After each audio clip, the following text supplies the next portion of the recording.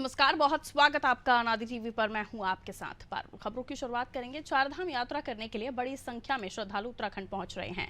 हालांकि तीर्थ यात्रियों की बढ़ती संख्या के कारण कई जगहों पर व्यवस्थाएं चरमरा गई हैं, जिसे पटरी पर लाने के लिए सरकार लगातार प्रयास कर रही है। मुख्यमंत्री सभी व्यवस्थाओं का पल पल अपडेट ले रहे हैं, साथ ही अधिकारियों को सख्त निर्देश दे रहे हैं। मुख्यमंत्री के सचिव और गढ़वाल डिवीजन के आयुक्त विनय शंकर पांडे ने बताया कि सीएम ने चारधाम यात्रा की व्यवस्था से जुड़े कई अहम सुझाव दिए हैं। मुख्यमंत्री के सचिव विनय शंकर पांडे से चारधाम यात्रा को लेकर खास बातचीत की अनादि टीवी संवाददाता सोनू सिंह ने।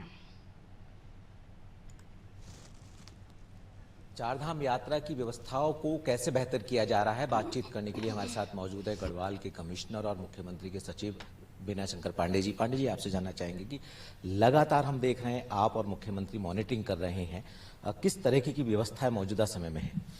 देखिए, चारधाम यात्रा को लेकर पिछले 3 दिनों में माननीय मुख्यमंत्री जी ने 3 वीडियो कॉन्फ्रेंसिंग की, अधिकारियों के साथ बैठक की और कल उन्होंने बड़कोट क्षेत्र का दौरा भी किया था। मैं भी सर के साथ ही था। वर्तमान में स्थिति यह है कि चारधाम की यात्रा इस समय पूरी तरह से सुचारू हो गई है और बिल्कुल नॉर्मल यात्रा चल रही है। ये सही है कि पिछले वर्ष की तुलना में लगभग अगर मैं कहूँ तो डबल का इंक्रीज हुआ है और वो डेटा मैंने पहले भी मीडिया के साथ शेयर किया था। मैं पुनः बता दूं कि अगर हमारे यहाँ यमुनोत्री में ओपनिंग में 6-6.5 हजार लोग आए थे लास्ट ईयर में, तो इस साल करीब 12.5 हजार आए। केदारनाथ जी में लगातार ये आंकड़ा 28, 29, 30, 32 हजार का चल रहा है। तो ये सौभाग्य है हमारे देवभूमि का कि इतनी बड़ी संख्या में यात्री यहाँ आ रहे हैं, उनका स्वागत भी है। और चूंकि हर धाम की अपनी एक क्षमता है, धारण क्षमता है, तो थोड़ी दिक्कतें शुरुआत में हुई, लेकिन अब बिल्कुल चीजें नॉर्मल हैं। और चाहे गंगोत्री का हो और यमुनोत्री, वहां गेट सिस्टम भी हमारा लागू है। घंटे 1.5 घंटे के इंतजार के बाद आने और जाने वाले वाहनों को छोड़ा जा रहा। होल्डिंग पॉइंट्स पर यात्रियों के खाने पीने, शौचालय, इसकी सारी व्यवस्था की गई है। जहां कमियां हैं उसको भी बढ़ाया जा रहा। कल मुख्यमंत्री जी ने एक महत्वपूर्ण निर्णय लिया है। उन्होंने कहा कि चूंकि जो श्रद्धालु बिना रजिस्ट्रेशन के आ गए हैं, उत्तराखंड में दूर दूर से आए हैं, तो वो भी हमारे लिए एक अतिथि हैं और उनको भी बिना दर्शन किए वापस नहीं जाने देंगे। तो उसी के लिए हम लोगों ने एक रास्ता निकाला है और उनका भी हम 1-2 दिन में रजिस्ट्रेशन करके और उनको हम स्पेशल परमिशन देकर उनको यात्रा पर भेज देंगे। सर, आप लगातार ये कोशिश कर रहे हैं कि जो भी श्रद्धालु बड़े मनोभाव के साथ यहाँ पहुँच रहे हैं उनको सहूलियत हो, उनको सुविधाएं उपलब्ध कराई जा सके। रजिस्ट्रेशन की अगर हम बात करें तो अभी मौजूदा स्थिति क्या है? देखिए, ये मेरे पास परसों शाम तक का आंकड़ा है। क्योंकि मैं कल पूरे दिन विजिट पे था, इसलिए मैं आपको नहीं बता पाऊंगा। परसों शाम तक लगभग 27 लाख के हमारे ऑनलाइन रजिस्ट्रेशन हो गए थे और ऑफलाइन रजिस्ट्रेशन डेली बेसिस पर आपको पता है कि ऋषिकेश में 1000 और हरिद्वार में 500 की विंडो दी गई थी। जब धामों में ऊपर भीड़ ज्यादा हुई तो ऑफलाइन रजिस्ट्रेशन को टेम्पररी सस्पेंड किया गया है और इसको हम लोग डेली बेसिस पर रिव्यू कर रहे हैं। जिस दिन हमको लगेगा कि नहीं अब उसको खोल देना है, तो इसको जितना भी समय होगा, हो सकता है 1 दिन 2 दिन भी लगे, हो सकता है 5 दिन भी लगे, इसको डेली बेसिस पर रिव्यू करके उसको ओपन कर दिया जाएगा। सर, तमाम जो भी वीआईपी हैं पूरे देश भर के, वो भी दर्शन करना चाहते हैं, तो उन लोगों के लिए किस तरह की व्यवस्था की है, क्या आप लोग उनसे अपील कर रहे हैं? देखिए, ये पूर्व में भी मुख्य सचिव महोदय द्वारा एक एडवाइजरी जारी की गई थी मुख्यमंत्री जी के निर्देश पर कि 25 तारीख तक कोई भी वीवीआईपी दर्शन करने से मतलब आने के लिए बचे।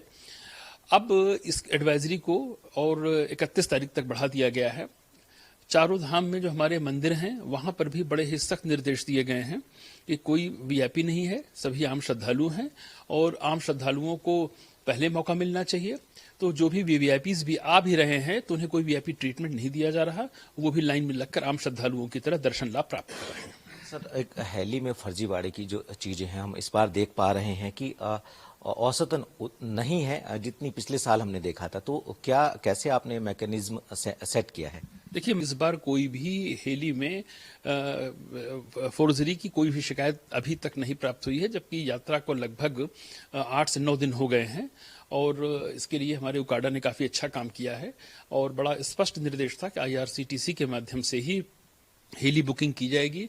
साथ ही साथ उनका अपना तंत्र है, पुलिस का तंत्र भी पूरी तरह से सक्रिय है और हमारे साइबर के जो एक्सपर्ट्स हैं वो लगातार इस पर निगाह रखे हैं कि कहीं भी फर्जीवाड़ा ना होने पावे। एक बड़ा अहम पहलू है श्रद्धालुओं से जुड़ा हुआ, जो बड़ी तादाद में प्राइवेट वाहनों से भी पहुंच रहे हैं। ट्रैफिक नियमों के पालन की एक बात है कि क्या पूरी तरह से श्रद्धालु नियमों का अनुपालन कर पा रहे हैं, क्योंकि हम देखते हैं कई जगह हम ट्रैफिक की स्थिति को भी देख पा रहे हैं। देखिए, जो लोग हमारी जो भी यात्रा होती है उसका लगभग 30 से 35% तो जो कमर्शियल व्हीकल्स जाती हैं, जो ट्रिप कार्ड पे जाती हैं, बाकी लोग अपने प्राइवेट वाहनों से आते हैं, कुछ लोग चॉपर से भी जाते हैं, पूरा चार्टर करके जाते हैं। तो ट्रैफिक की व्यवस्था सुचारू रहे, इसके लिए जो हमारे चारधाम यात्रा से रिलेटेड डिस्ट्रिक्ट हैं और पूरे गढ़वाल मंडल के 7 जिले, उनको और पुलिस अधीक्षकों को बहुत ही हाई अलर्ट पे रखा गया है। ट्रैफिक के नियमों का समय समय पर प्रशासन द्वारा जारी की गई एडवाइजरी का सख्ती से अनुपालन करने के उनको निर्देश दिए गए हैं। और ये अपील भी है आपके चैनल के माध्यम से कि जो भी श्रद्धालु आ रहे हैं, शासन, सरकार और साथ ही साथ जिला प्रशासन, मेला के अधिकारियों की ओर से जो भी एडवाइजरी जा रही है उसका वो अक्षरशः पालन करें। सर, अंत में चलते एक सवाल आपसे और जानना चाहेंगे। चूंकि ये जो चारों धाम है ये ऊंचाई वाले पर्वतीय क्षेत्र हैं और ऐसे में जो मौसम की बेरुखी है, मौसम का पल पल का बदलता मिजाज है, वो कहीं ना कहीं आप लोगों के लिए, सरकारी तंत्र के लिए भी एक चुनौती बन जाता है। और आप अनुरोध भी कर रहे हैं, बार बार अपील भी कर रहे हैं तमाम श्रद्धालुओं से जो मैदानी क्षेत्रों से यहाँ आ रहे हैं, तो क्या कहेंगे स्वास्थ्य के लिहाज से और मौसम के लिहाज से क्या आवश्यक कदम उठाने की तमाम इन भक्तों को, तमाम श्रद्धालुओं को आवश्यकता है, जरूरी है इनके लिए?